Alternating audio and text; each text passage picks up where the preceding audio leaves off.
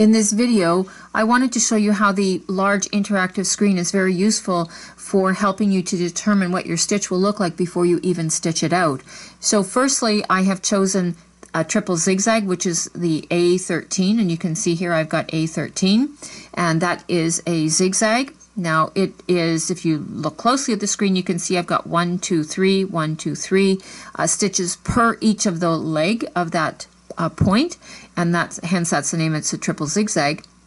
Now you'll notice down here that this is the stitch width, and the default is 5 millimeters, and I have a minus sign and a plus sign, so I can make that smaller if I would like, so that the stitch width is now only 4.5, or I can increase it by hitting the plus sign, and I can keep increasing.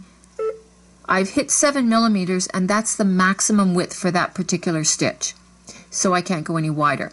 Now if I wanted to change the length, and by the length that would be from one point to another, currently it's at 9 millimeters, so I can increase that so that the distance between the points has increased.